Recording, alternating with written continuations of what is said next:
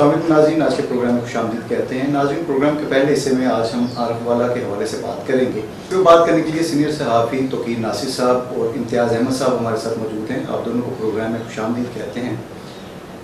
तोक़ीर नासिर साहब, जो लोग सहाफ़त के अंदर इस वक्त काम कर रहे हैं, कोरोना के ख़िलाफ़ भी जंग में उन्हें इकट्ठे लड़ा, अब उन्हें असल में मसाइल क्या दरपेश हैं? सर, अगर मैं ओवरऑल बात करूं, सहाफ़ियों को तो सहाफ़ियों के जो मसाइल हैं वो तो ख़त्म ही नहीं हो सकते। सबसे पहले जो हमें अलकाबात से नवाजा जाता है, जैसा कि एक बहुत गलत आम हमारे लिए लफ्ज़ बोला जाता है जिसको लिफाफी कहते हैं। अभी चंद दिन पहले की बात है कि सलीम साफ़ी साहब हैं, माशाल्लाह हर पाकिस्तानी जानता है कि वो उनकी कितनी खिदमत हैं सहाफ़त में, लेकिन उन्होंने एक छोटा सा मसला था उस पर तनकीद की जिस पर सोशल मीडिया पर एक कोहराम मच गया और सलीम साफ़ी जो है वो सलीम साफ़ी से सलीम लिफाफी हो गया। और दूसरी बात यह है कि बाज़ दफ़ा हमें ब्लैक मेलर भी कहा जाता है। मतलब हमारी ये अलकाबात है। हम एक अलकाबात देना ये एक अलग है, ये माशरे की एक हमारे लीडर्स जो हमारे वर्कर्स की तरबियत कर रहे हैं, ये उसका असर है। ये इनफरादी एक मामला है, चाहे साफ़ी साहब काबिल एहतराम है, लेकिन ओवरऑल कुछ सिक्योरिटी के मसाइल होते हैं, कुछ चीज़ें होती हैं, हम चाहेंगे कि उन्हें हम डिस्कस करें। ये चीज़ें तो हर जगह पे है, काम करने वाले को यकीनन तनकीद का सामना करना पड़ता है और इसके लिए हमें तैयार भी रहना चाहिए। कुछ सिक्योरिटी के मसाइल हों, कुछ सोशल सिक्योरिटी का इशू हो, कुछ सेहत के हों, उनके बच्चे को कोई ऐसे मसाइल हैं, ये कुछ ज़रूरियात हैं हमारी, या ठीक है हम जिस हाल में काम कर रहे हैं वो काफ़ी है? नहीं सर, सिक्योरिटी के मसाइल हमें बहुत ज़्यादा दरपेश हैं। जैसा कि देखा जाए, अगर रिसर्च करते हैं तो पूरी दुनिया में, ना सिर्फ पाकिस्तान बल्कि पूरी दुनिया में अगर देखा जाए चंद सालों का अगर हम डाटा निकाल लें अबाउट जर्नलिस्ट, तो तकरीबन 20,000 पिछले चंद सालों में सहाफ़ी जो हैं वो या तो कत्ल हो चुके या फिर वो गायब हो चुके हैं। यानी सिक्योरिटी का एक खदशा, सिक्योरिटी का सर बहुत बड़ा रिस्क है। और पाकिस्तान जैसे मुल्क में तो ये मतलब हम ओपन थ्रेट पे होते हैं, हम कभी भी गायब भी किए जा सकते हैं। बहुत सारे हमें थ्रेट्स भी होते हैं और बहुत सारे ऐसे सहाफ़ी जो हैं वो अपनी जान से हाथ भी धो बैठते हैं। जैसा आपकी तरफ आऊँगा, आरफ वाला में जो सहाफ़ी बरादरी है उनको क्या मसाइल दरपेश हैं?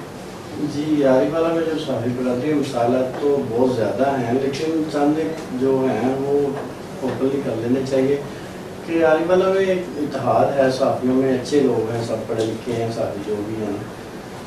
आरिफ वाला में सहाफ़ी कॉलोनी नहीं है, आरिफ वाला में सहाफ़ियों के लिए सेहत कार्ड की सहूलियत नहीं है, आरिफ वाला में जो सहाफ़ियों के बच्चे हैं उनके लिए एजुकेशन का कोई इतना बेहतर यूनिटी के अंदर आप लोग वहाँ पे क्या मौजूद नहीं हैं? आपने कभी उकामे वाला तक अपने मसाइल नहीं पहुँचाए? कोशिश करते हैं, सभी लोग यूनिटी में भी हैं, कोशिश भी करते हैं, सभी लोग एजुकेटेड भी हैं, पढ़े लिखे हैं, सारे कोशिश भी करते हैं, लेकिन कुछ नहीं।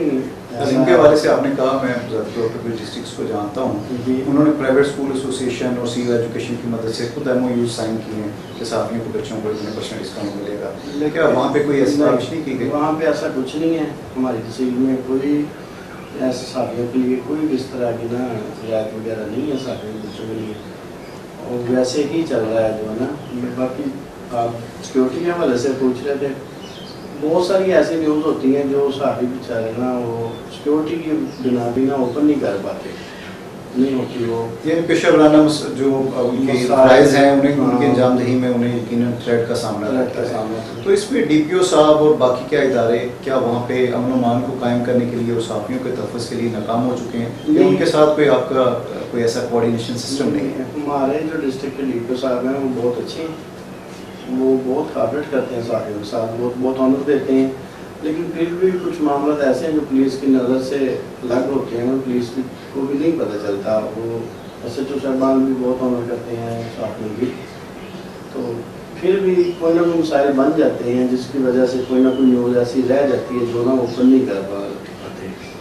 तो कि साहब आपकी तरफ वापस आएंगे, आपको क्या लगता है कि जो पुलिस का सिक्योरिटी के हवाले से सहाफ़ियों से रवैया है वो मुनासिब है? क्योंकि पिछले अरसे में जब कुछ मीडिया हाउसेस को थ्रेड्स आए तो उन्होंने उल्टा डिस्ट्रिक्ट प्रेस क्लब्स और मुख्तलिफ लोगों को कहा कि जी आप अपने अपने दफातर के अंदर अपने पैसों से कैमरे लगाएं और अपने गार्ड्स भी रखें।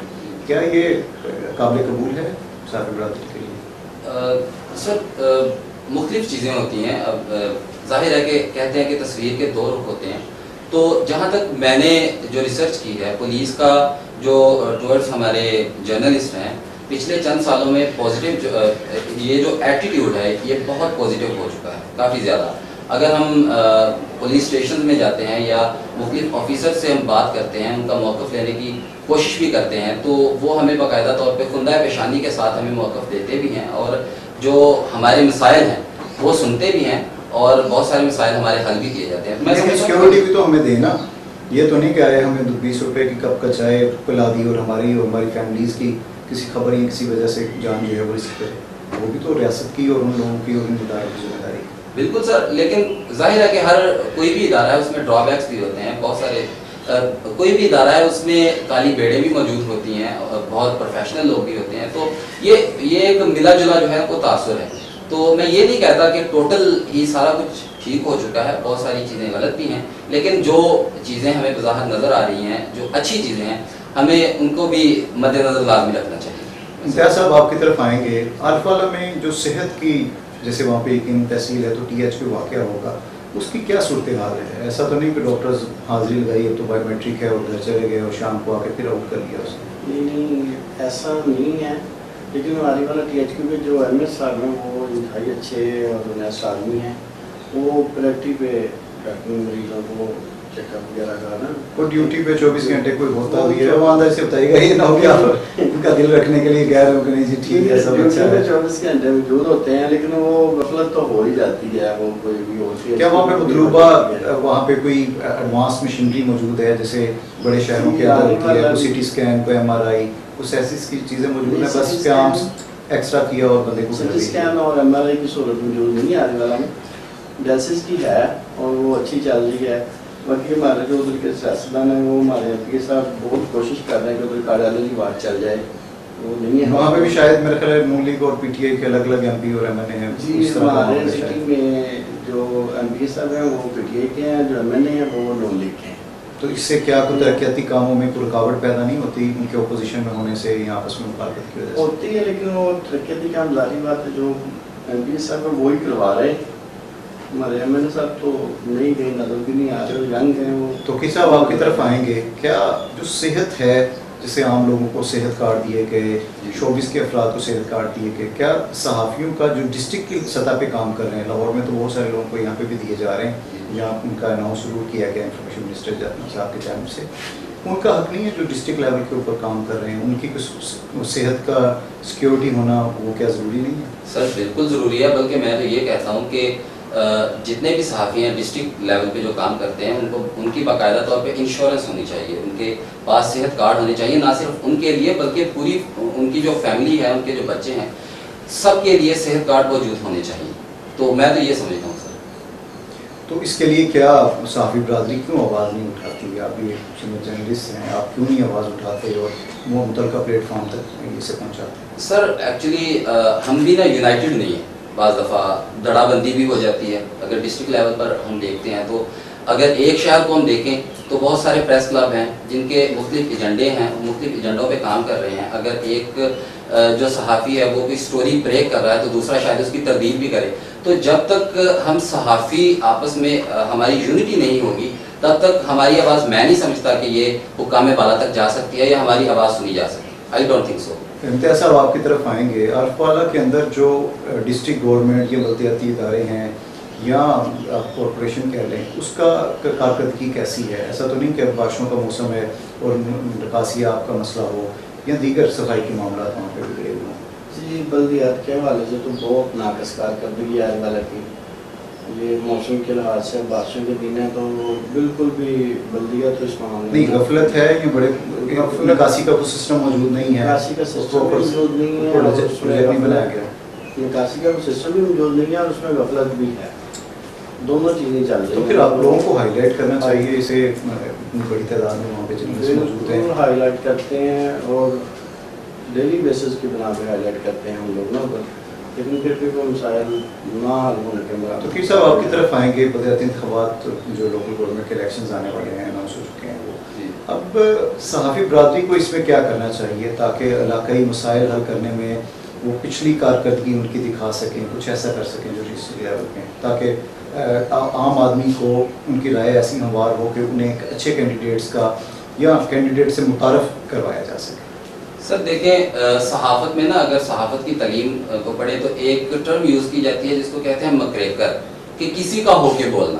تو میں سمجھتا ہوں کہ صحافی جو ہے وہ غیر جانبدار ہوتا ہے، اس کو مکریکر نہیں بننا چاہیے، اس کو کسی بھی خاص فرد کی جو اس میں وہ اچھائی نہ بھی ہو اس کو لوگوں کو اچھائی دکھانی نہیں چاہیے. میرا کہنے کا یہ مقصد ہرگز نہیں ہے. میرے کہنے کا مقصد یہ ہے کہ 50 سال سے فرض کیا فلاں برادری ہیں، فلاں شخص آپ کے اوپر حکمران ہیں، اس کی کارکردگی ممکن ہے کہ اچھی رہی اور بری رہی، تاکہ لوگوں کو پتا ہو کہ یہ 4 لوگ 5 لوگ جو شہر پہ 20 سال سے 30 سال سے حکمران رہے، ان کی کارکردگی کیسی رہی. ممکن ہے کہ وہ اچھی تھی، ممکن ہے کہ وہ بری تھی. کیا اسے وہ دکھانا نہیں چاہیے کہ لوگوں کو اپنا کینڈیڈیٹ وہ خود منتخب کریں، اپنی کوئی پارٹی نہیں بننا، کو آسانی ہو. جی سر، ہمیں یہ چاہیے کہ ہم پوری ریسرچ کریں، جتنا بھی کام ہو چکا ہے ان کے فیکٹس اینڈ فگرز جو ہیں وہ لوگوں کے سامنے لائیں کہ یہ فیکٹس اینڈ فگرز ہیں، یہ کام ہوئے اتنے سالوں میں، اس بندے نے کیے، اس بندے نے کیے.